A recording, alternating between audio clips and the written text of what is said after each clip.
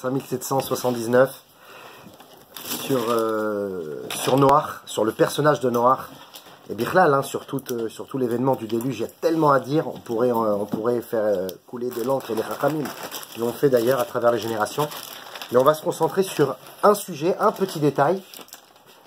On va faire l'Eilou Nishmat avant que le cours soit l'Eilou Nishmat du Papa Teddy. Nissim Ben Sasson. J'étais Nishmato Tsura Began Eden Forachaim. Que là, de là où il se trouve, il nous amène Mashiach. Et qu'on puisse lui faire honneur. Parce que si c'est le Papa Teddy, c'est un peu comme notre papa. Donc on va lui faire honneur cette année, on va prendre sur nous des bonnes décisions. Et comme ça, on fait monter sa Neshama de niveau en niveau dans ta chaîne. Je vais juste prendre si j'ai un nom. Si j'ai un nom. Donc le temps que tu me trouves le nom, on va se focaliser sur un petit détail de la destruction de l'humanité, qui va être la destruction de la terre, mais pas dans le sens général du terme, dans le sens précis. Quand je dis la terre, c'est-à-dire la couche, la croûte, l'épiderme de la terre. Le glaise, la terre, le terrain. Alors regardez ce que dit la paracha. Perek Vav, Pasuk Aleph. Cette semaine, Noach. Vatishachet haaretz, la terre s'est dépravée, s'est abîmée. Lifnei Elokim, devant Dieu. Point. Rien que ça déjà, il y a deux manières de voir le pasuk. Soit Ve'haaretz, ça veut dire les gens, le monde, the people.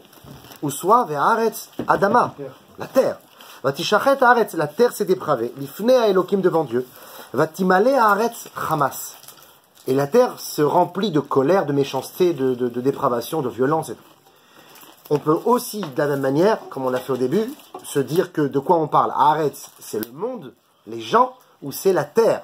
Là, il y a marqué Haaretz. On va essayer de prendre à la lettre le pasouk et de dire que on parle ici de la terre, que la terre, vous savez, que c'est la terre qui s'est emplie de Hamas. Un peu comme une éponge.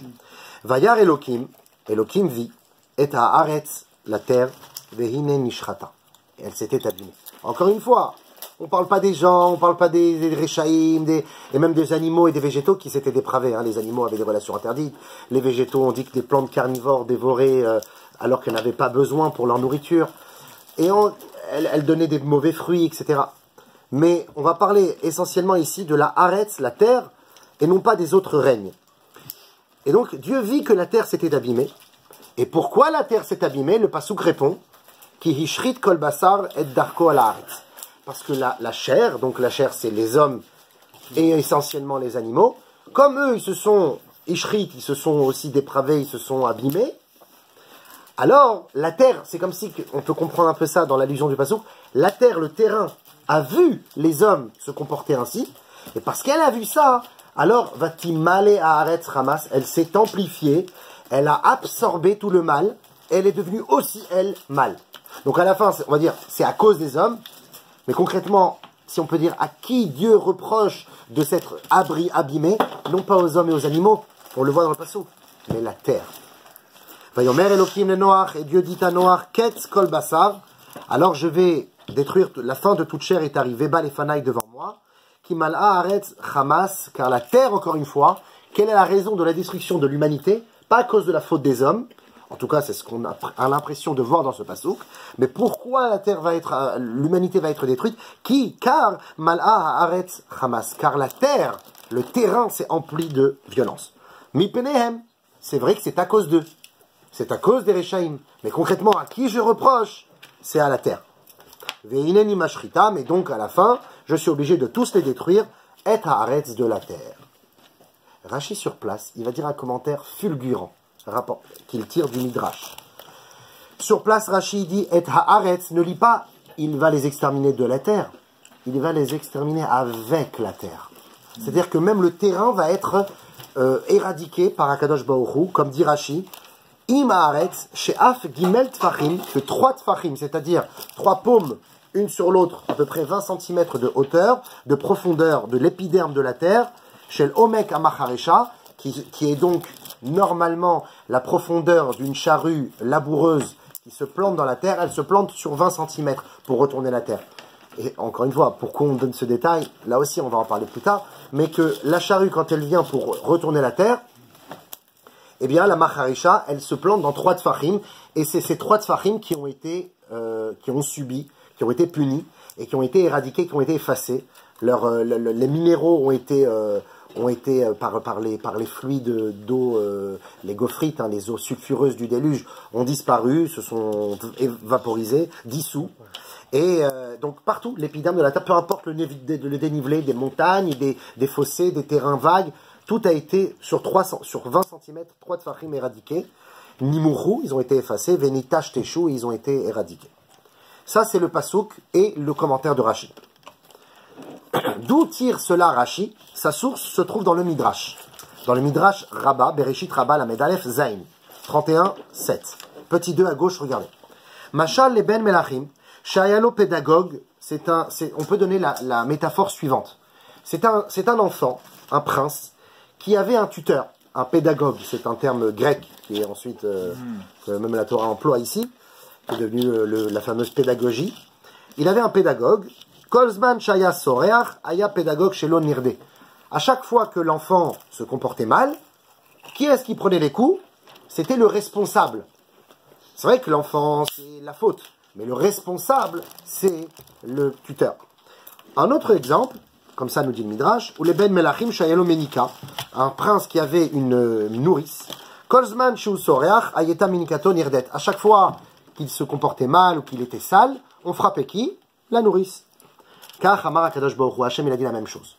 Moi, maintenant, toute la terre va être éradiquée. Mais sur qui on doit faire tenir la responsabilité? Ineni Mashrita Metaharetz, je l'ai détruit de la terre. Ha Ana Mechabel Leon, je l'ai détruit les hommes et les animaux et les végétaux. Ou Mechabel le Ar'a Iman, et je détruis la terre aussi avec eux. Parce que la terre, en quelque sorte, est comme le responsable. C'est pas pour rien que le Midrash apporte cet exemple comme une sorte de tuteur.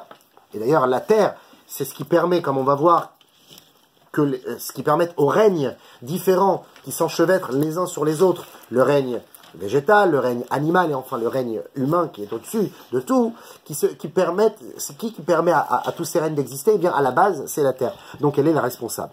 Et le Midrash conclut, il dit Hakol kilkelu ma'aseen, toutes les créatures du monde s'étaient dépravées. Bedor Amaboul, à la génération du déluge. Afaretz zinta. Mais sache que même la terre aussi, le minéral, la pierre, elle aussi, elle s'est dépravée. Hayuzrain lachitim ve'im mefkazunin. On ensemençait des graines de blé, et elle, la terre, elle refusait de féconder, si on peut dire, parce que la terre donne la force à la graine de s'ouvrir. Elle refusait de féconder, la graine pourrissait, et à la place, qu'est-ce qui poussait? Des zounines. Les zounines, ce sont des scolymes, des plantes épineuses, des ronces, des mauvaises herbes, les mamzerim de la terre, on va dire, qui poussaient à la place. Comme la terre n'offrait pas à la graine sa possibilité de pousser, donc ça pouvait être du blé, ça pouvait être des oranges, les hommes plantaient, et la terre les plantait. J'ai planté mon bâton, on peut y aller. Alors ça, c'est les deux, on va dire, les points sur lesquels on va baser notre chiot. Et pour cela, on va poser d'abord 2 questions. La première question, à laquelle on va répondre tout de suite, c'est que la terre, concrètement, elle n'a pas un Yetzer Hara. Parfois, les règnes possèdent un libre arbitre. C'est pas comme si c'était un verre d'eau. Un verre d'eau n'a pas de libre arbitre.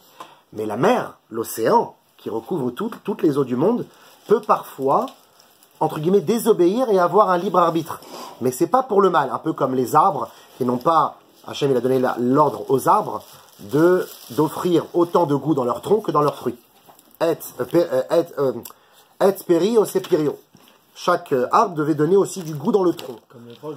Le hétrog a gardé l'ordre de Dieu et tous les arbres du monde ont refusé, disant que si les gens allaient grignoter, manger l'arbre, eh ben, il ne restera plus de fruits. Donc ils ont fait un cheshbon.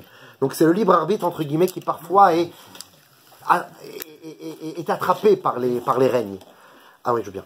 Et la même chose, l'océan, qui voulait recouvrir toutes les terres, parce qu'elle voyait que la terre, à la création du monde, prenait du dessus sur les mers ont voulu noyer les terres, et Akadosh Baruch Hu les a reculés, et en leur disant à chaque fois que les mers vous viendrez, le sable on viendra un petit peu avec vous. C'est pour ça que le sable sur bord de mer repart un petit peu avec la mer pour dire à la mer vous avez quand même une suprématie.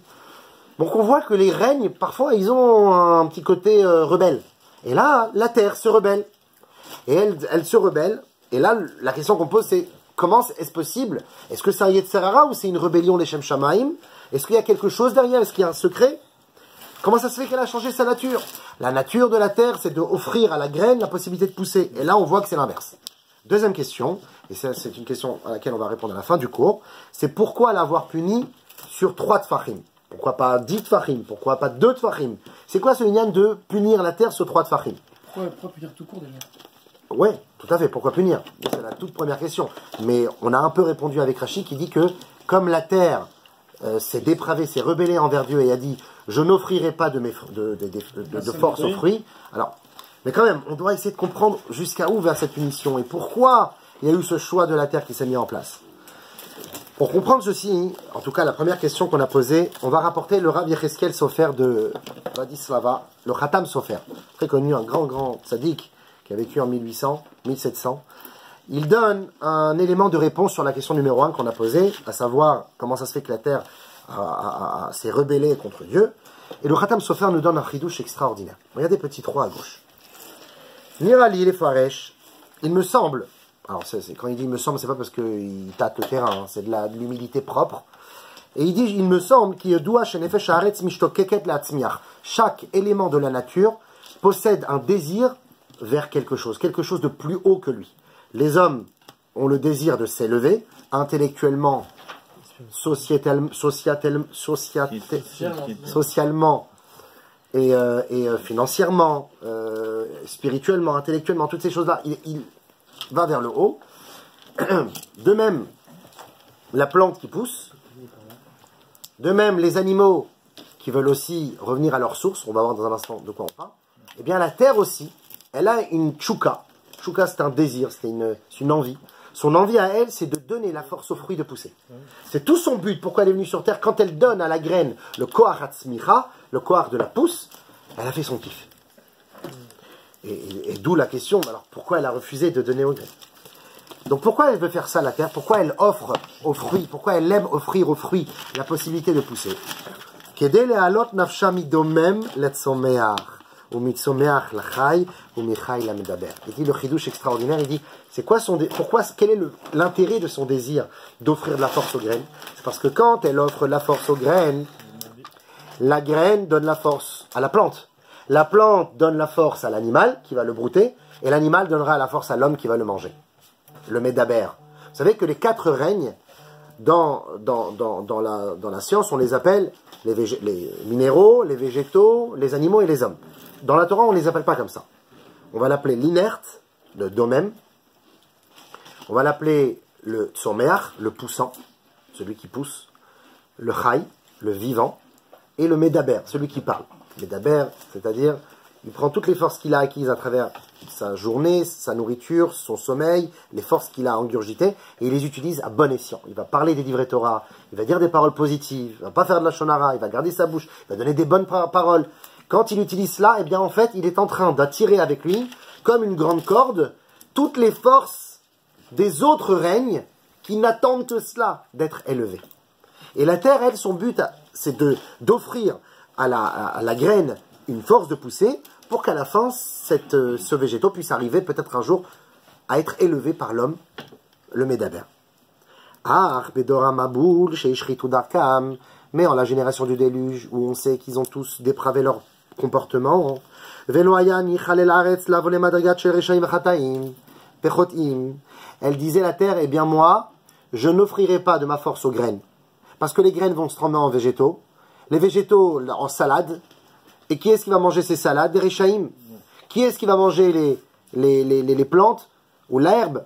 Les animaux dépravés. Et qui va manger les animaux dépravés? Les hommes dépravés. C'est que des Réchaïm. Moi, ça ne m'intéresse pas de participer à cet enchaînement. Je ne veux pas. Al-Kach lotosef aretz tat kocha, c'est pour ça que la terre n'offrait plus de sa force. Ou mishezara chitim, et celui qui avait planté une graine de blé, vayan haaretz Lo nitna kocha le'atzmeach achitim. La terre, elle disait, moi, je n'offrirai pas de force à la graine de blé. Alors, si elle n'offre pas de graine, mais mele yatzachor. C'est pour ça que les ronces et les plantes épineuses poussaient à la place. Ou mikol makom ou chamas me'aretz. Alors, tu vas me dire, oui, mais c'est louable concrètement, c'est charitable ce qu'elle vient de faire. Elle va dans le sens de Dieu, elle est tzadeket, la terre. Hachem me dit, non, je t'ai rien demandé. T'as pas à rentrer dans mes calculs et dans mon... C'est pas toi le juge ici. Pour moi, ça s'appelle un Hamas. C'est-à-dire que le Hamas, le chidouche de secours, c'est que le Hamas, c'est presque, si je puis dire, les hommes, allez, qui yetzer lève à Adam Ramine Ourav, car l'homme est mauvais dès sa jeunesse. Vous fautez, bon, allez, ça fait partie du processus. Quelques tlecha et puis après vous remontez. Il y a les gilgoulim, il y a tellement de choses pour vous rattraper. Mais toi, la terre, toi, toute la base de la création, c'est ce que tu me fais. Bereshit, bar Elokim et Hachamim, arrête. C'est-à-dire que, juste après l'union de Shamaim, de spiritualité, c'est tout de suite qui vient, c'est arrête. Et toi, ce que tu fais, c'est de me contredire. Et de dire non, je n'offrirai pas de force à la graine. Pour moi, ça s'appelle du Hamas, nous dit le Khatam Sofer. Chez Khamsa, parce qu'elle a voulu violenter l'ordre de Dieu. Maché Pakad Alea Hashem, ce que Dieu lui avait ordonné. La tête Kocha les Orea, Velo les Shanot Teva Olam, et donc c'est comme ça qu'elle a changé sa nature. Ve'afal pi she kavanata leshem shamayim, nous dit le Khatam Sofer, et bien que sa kavana était positive, Mikol Makom, Badi, Kivshe derachamana, Lamala. Combien même tu n'as pas à te poser des questions sur les chemins et les différentes stratégies de Dieu. Ça n'a pas à changer. Et il donne un exemple, le Khatam Sofer, il parle du roi Cheskiyahu, qui était un grand roi d'Israël, qui était d'ailleurs très tzaddik. On dit qu'en sa génération, seulement en la sienne, et en la génération de Rabbi Shimon Bar Yochai, pas une seule fois le ciel a vu naître un arc-en-ciel. Or on sait que l'arc-en-ciel, nous on le regarde avec les yeux écarquillés, mais en réalité c'est pas bon, parce que l'arc-en-ciel te rappelle que Dieu aurait dû détruire le monde.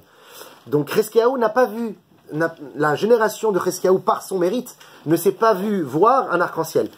Et pourtant, bien que Cheskiyahu était un Melech Gadol, dans Brachot Amud Aleph, Shelo Asag Yepereya Verevia, il refusait de mettre au monde des enfants. Il ne voulait pas enfanter. Veta'amo mipne shara'a menashe sheyotze mimeno.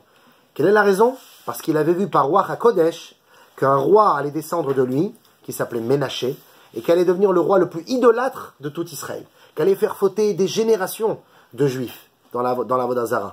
Il a dit, moi, je ne veux pas participer à ça. Et qu'est-ce qu'a répondu HaKadosh Baruch Hu? Nehenash. Il l'a puni, Cheskiyahu, et il lui a dit, Baade kivshei derachamana lemalach. Tu n'as pas à te mêler de mes chemins, de mes desseins, de ce que j'ai prévu. Un petit peu comme on a vu ça la semaine dernière dans la paracha de Bereshit, qui a marqué là-bas que quand Hachem il a puni l'homme, Hachem il a eu de la peine parce qu'il a créé l'homme comme de cette manière. Tout de suite Rashi dit, depuis quand Dieu il a de la peine? En plus, si tu dis il a de la peine, c'est comme si il s'est fait surprendre par la faute de Adam. Il n'y a aucune surprise, il savait que ça allait se passer comme ça fait partie du processus. Alors c'est quoi ça d'avoir de la peine? Il dit parce que, quand bien même s'il savait ce qui allait se passer et que c'est le processus, de voir son fils fauter, ça fait mal. Je savais qu'il allait se passer comme ça, mais de le voir tomber, ça fait mal. Un peu comme quelqu'un qui vient voir un autre et il dit, mais pourquoi tu te réjouis de la naissance de son fils? Je sais pas, il est né. Oui, mais un jour, excuse-moi, mais un jour il partira de ce monde. Donc pourquoi tu te réjouis? Je me réjouis maintenant parce qu'il est né et je serai plus tard. Donc il ne faut pas mélanger notre mission au présent avec les calculs et les agendas et les programmations infinies de Dieu. Donc toi, la terre, tu n'avais pas à penser comme ça, tu es un peu comme le roi Cheskiyahu, donc tu es puni par cela. Adkan, Lachon Khatam Sofer, jusqu'à là les paroles du Khatam Sofer.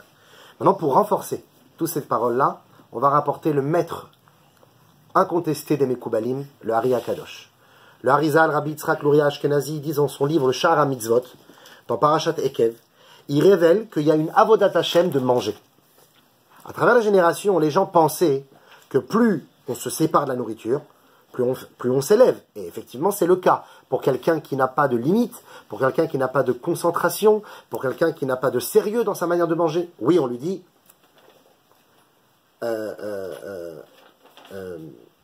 Bema shemutar lecha. Tout ce qui est les mutarot, tout ce qui est permis, recule-toi de cela. Mais quand tu es dans un chemin plus ou moins propre, ça devient une avodat Hashem de manger. Une avodat Hashem de manger. Et une avodat Hashem, même que quand tu vas rajouter une petite épice, et que tu sais que cette épice que tu vas mettre dans la viande, c'est pas par ta'ava, par le plaisir, mais c'est parce que tu vas être bien pour être après avodat Hashem encore plus forte, et bien cette épice-là que tu mets dans la viande, ça devient elle aussi une avodat Hashem. Regardez ce qu'il dit le Harizal. Il révèle qu'il y a une avodat Hashem de la consommation, il ne faut pas exagérer les gars, qui nous permet d'élever les règnes l'un au-dessus de l'autre. On a dit les règnes, il y en a 4, le règne animal, le règne végétal et le règne minéral. Et bien sûr au-dessus de tous, l'homme. Le minéral s'élèvera en offrant au végétal la force de pousser. Donc quand le minéral il offre au végétal la force de pousser, le minéral, en quelque sorte, se libère de son état minéralisé et devient végétal. Quand le végétal a reçu cette force, et que maintenant il y a son copain, le minéral qui est en lui, et qu'un animal va venir et va manger le végétal, l'animal va tirer en lui, et le minéral et le végétal d'en dessous de lui. Il va les faire monter comme ça de niveau en niveau.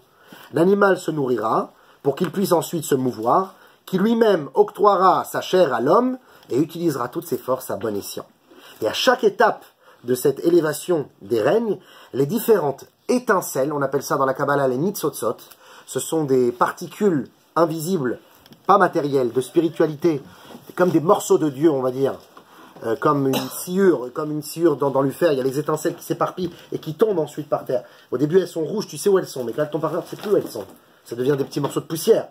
Et bien la même chose, Akadosh Baruch Hu, quand il crée le monde avec l'explosion de la matière, avec le or, l'explosion de la création du monde, toutes ces étincelles divines se sont perdues dans le monde, dans notre monde et dans les autres mondes et dans tout l'univers. À nous de les récupérer. Quand tu marches dans la rue, dans un endroit quelconque, peu importe où tu es, dans le 13e, à l'Alpe d'Huez ou à Honolulu. Bon, je ne vous souhaite pas d'aller à Honolulu, mais peu importe où tu es dans le monde, là où tu vas, tu dois sanctifier l'endroit où tu te trouves, parce que la terre qui est là-bas, les murs qui sont présents, les arbres qui poussent, ils n'attendent, depuis leur création, ça fait 200 ans qu'il est là, cet arbre, il attend qu'il y ait un juif qui passe, qui dise une Mishnah, qui ait une bonne pensée, qui dise à un juif Manishma, pour que l'autre y réponde Baruch Hashem. Tout ça, on fait partie du code génétique de la création pour qu'ensemble on puisse guérir l'humanité. Et donc quand on est dans cette action de guérison, on libère les étincelles qui sont cachées dans la matière. Vous voyez une table, je vois aussi une table. Je ne vois pas les étincelles, je vous rassure, comme vous. Mais je crois en cela que dedans, de la même manière que les scientifiques diront, il y a encore 300 ans, ils disaient c'est du plastique. Aujourd'hui, ils disent non, c'est pas du plastique, c'est des atomes enchevêtrés les uns dans les autres qui tournoient et ça forme la matière. Mais en fait, c'est des atomes, tout est atomique. Eh bien, nous, on le sait depuis la nuit des temps. Rien n'est physique en réalité. Tout est rempli et habité par des étincelles. Des étincelles, des otiot akdoshot, des lettres saintes de Dieu. Et à nous de les libérer. Et quand on libère les étincelles de sainteté enfermées dans la matière, alors ils retournent enfin à leur source céleste, comme si que les éclaboussures magnifiques, les éclaboussures de sciure que j'ai scié reviennent à l'élément que j'ai scié pour le reconstruire. Lechaim Rico.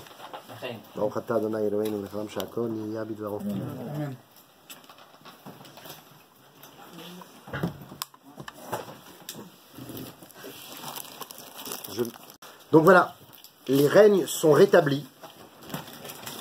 Ils montent de niveau jusqu'à revenir à leur source céleste. Et grâce à qui? Grâce aux hommes. Et parfois même grâce aux animaux.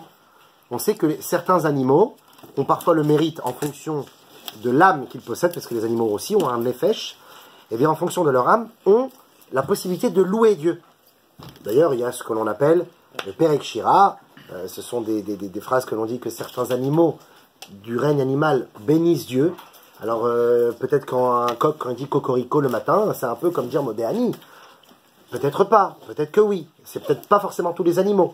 Mais en tout cas, il y a aussi cette possibilité d'élever, on va dire, les étincelles perdues qui étaient dans le minéral et ensuite dans le végétal. Et ensuite, que grâce au cocorico qui va manger ses graines, hop, le minéral remonte à sa source et va dans le ciel. Mais le vrai tikkun ne passe pas par les animaux. Le vrai tikkun passe par le médaber, donc l'homme. C'est pour ça qu'à la fin, tout doit venir dans nos assiettes. Quand tu dis à ta fille, mange ma chérie, il faut goûter de tout, c'est pour tout pouvoir élever. Donc en fait, quand tu as une séouda, quand on dit fais les brachot, goûte de tout, c'est une bonne chose. Parce que quand tu as une bonne kavana, tout dépend de ton mental. Si ton mental est positif, constructif, qui veut partager, qui veut offrir, ça prend tout un autre sens. C'est pour ça que chez nous, la Séouda, il y a une blague comme ça. Les Juifs, c'est comme ça se limite à ça, leur histoire. Ils ont voulu nous tuer. On a été sauvés. Quand est-ce qu'on mange? C'est une blague comme ça. Mais ça veut dire quoi? C'est-à-dire que finalement, à chaque fois, notre vie, ça se clôture avec une Séouda. Ouais. Séouda par-ci, Séouda par-là. Pourquoi? Parce que la Séouda, c'est le but de tout. On est en train de prendre tout ce qui vient des différents règnes et on les élève vers le ciel. Donc ça, c'est les paroles du Ari Kadosh. Je ne les ai pas citées dans les mots parce que c'était un peu long, mais j'ai pris juste la fin des paroles du Ari Kadosh qui nous dit la chose suivante. Regardez, petit 4 à gauche. Au Miklal hen atashomea lav. Et d'un oui, tu apprends le non. C'est-à-dire d'un ordre de Dieu, de faire une chose, tu apprends ce qu'il ne faut pas faire.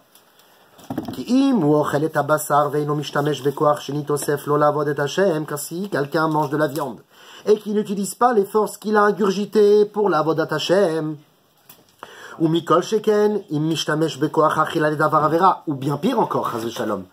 Pas seulement il n'utilise pas à bon escient, mais pire, il va utiliser ça pour chas v'shalom faire une avera. Il a mangé un bon steak pour aller ensuite faire un truc. Non seulement il ne va pas élever, libérer, réparer toutes ces étincelles dont on a parlé de Gdusha, qui étaient enfermées dans la viande et qui se sont attachées à la viande et que toi tu libères, tu déchaînes. Donc non seulement il ne va pas les libérer, et la zod ve'od sheu moridam umapilam liber shachat. Plus encore, il va les faire descendre de niveau. C'est-à-dire que si, par exemple, il y avait une étincelle dans une feuille de salade, et que moi, cette feuille de salade, je ne l'ai pas mangée avec une kavana positive, et que j'ai fait des averot avec chas shalom après, eh bien, cette feuille de salade que j'avais mangée, au début, c'était une salade qui attendait d'être un jour un animal ou un jour un médaber, et au lieu de le monter, je le fais descendre encore plus bas, il devient encore plus bas que d'eux-mêmes, dans les limbes, liber shacha dans les limbes. Kevan she'asa bahem shimush les davar avera, parce qu'il a utilisé le keli de Dieu, l'outil que Dieu lui a donné pour une avera chas shalom. Ça, c'est le Ari Kadosh. Juste une chose pour la salade. Non, mais je ne blague pas, sérieux. La salade. Je m'épose. Non, elle est obligée de revenir alors, la salade. Là, tu me chauffes pour la suite du cours. C'est exactement de ce dont on va parler. On va parler des retours maintenant, des gilgulim. D'accord? Alors, tout à l'heure, j'ai dit à mon fils, il m'a dit de quoi il va parler le cours. Alors, je lui ai dit, il va parler, pas Lévi, hein, pas le grand, le petit. Il va parler des gilgulim. Voilà, il sait ce que c'est les gilgulim. Il me regarde comme ça, il fait, vous allez faire des guilis? Donc, ça c'est le Ari Kadosh. Le Harizal, il donne un chidouche nifla, sur une parole de la Gemara que jusqu'à maintenant on pouvait la comprendre ou pas la comprendre. Lui maintenant il amène une nouvelle lumière. Regardez petit 5 à gauche, il y a une Gemara dans Psachim, Memtet Amud Aleph, 59b, qui dit la chose suivante. Tanya Rabbi Omer, Rabbi Udanassi nous enseigne, l'auteur de la Mishnah. Am haaretz asur lechol basar. Un homme qui ne veut pas étudier la Torah, on ne parle pas de quelqu'un qui ne sait pas étudier, qui aimerait, qui écoute un peu, mais il n'arrive pas. Voilà, il n'étudie pas, il dit moi je suis un homme de la terre, je suis un homme de terrain, je veux que le matériel. Cet homme-là, asur lechol basar, ne peut pas manger de viande. S'il avait été ici, comment il s'appelle Ah, Sifra Torah, ouais. Il y avait aussi la barbaque. Mais, assourd de manger de la viande. Chez Neymar, comme il dit dans Vaïkra, Yudalef Memvav, Zot Torat Abehema Vehaof. Ceci est la Torah de la viande et de la volaille. Quelle Torah? C'est-à-dire que tu dois apprendre à Shrita, la propreté des animaux, leurs signes distinctifs, la melicha, le salage, comment tu coupes la viande, tu enlèves le nerf sciatique. La Torah, on va dire la technicité toranique de la viande et de la volaille. Le Harizal, il va dire un petit mot comme ça, il va dire, si tu veux la Torah, c'est seulement si Zot Torah, c'est seulement si tu as la Torah, si tu dis la Torah, que tu peux manger Behema Vaof, que tu peux manger de l'animal, de la viande et de la volaille. Car, pourquoi? Tout celui qui étudie la Torah peut manger de la viande. Il ne peut pas manger s'il n'étudie pas la Torah. Et à la lumière, cette Gemara, à la lumière de ce qu'on vient de dire, le Harizal, il donne un chidouche énorme. Il dit pourquoi il ne peut pas manger de la viande? Pas parce qu'on dit, ouais, t'es pas un Talmid Chacham, tu peux pas manger de la viande. C'est tout simplement parce que comme le gars, il n'est pas Médaber, Bédivré Torah, comme il n'a pas de profusion linguistique, d'expression orale de la Torah, en amenant avec lui toutes les étincelles qu'il a ingurgitées en mangeant. Alors on lui dit, à quoi ça sert? Si tu vas manger de la viande, elle va retomber en bas, plus bas, végétale, minérale, et à la fin elle n'aura pas fait sa mission. Tu peux pas manger de la viande parce que nous on a besoin d'hommes qui vont élever la viande qu'ils mangent. C'est-à-dire que quand tu as un Talmid Racham, d'ailleurs il y a une halakha comme ça, qu'il n'est pas bon de manger de la viande la semaine. Un Talmid Racham, les Talmid Racham ils savent qu'on mange de la viande que le Shabbat. Maintenant, malheureusement on n'est pas dans ce cas-là, mais bon. Mais pourquoi on ne doit pas manger de la viande? Parce que le Shabbat, on est dans un véritable oneg spirituel. La semaine, c'est dur d'avoir cette introspection, de se poser, de dire, tu sais, t'es devant la côte de bœuf, tu dis, ah, Voïdas, Hachem, non, tu penses à la moutarde. On va être franc. On va être franc. Donc, c'est pour ça que le Shabbat, il y a une avodat Hachem qui monte, qui est très spéciale. Alors qu'un Talmid Racham, qui est Sek Batorah, Yomam Valayla, quelqu'un qui est sérieux dans la Torah, à lui, on lui dit, tu peux manger de la viande tous les jours. Il n'y aura pas de problème pour toi. Parce que tu vas toujours être dans un... Voilà, tu vas libérer les étincelles. Et pour renforcer ces paroles, on va rapporter les paroles du Be'er Maim. Be'er Maim Chaim, toujours dans le G, les garçons. Be'er Maim Chaim, excusez-moi, je dis les garçons, je me suis cru en classe. Be'er Maim Chaim, c'est le Rabbi Chaim de Tchernovitz, un des élèves du Baal Shem Tov. Il rapporte les paroles du Baal Shem Tov Akadosh, qui n'a pas, c'est des paroles qui n'ont pas été écrites ni dans le Tzivat Haribash, un livre du Baal Shem Tov, ni dans Keter Shem Tov, qui est un autre livre du Baal Shem Tov, mais dans un livre d'un élève, le Be'er Chaim, il rapporte les paroles du Baal Shem Tov, qui dit la chose suivante. Les paroles du Baal Shem Tov viennent commenter les paroles de Rabbi Shimon Bar Yochai, en fait. Et Rabbi Shimon Bar Yochai, où il parle, dans le Pirkei Avot, Mishnah Gimel, Perek Gimel, regardez petit 6 de l'autre côté.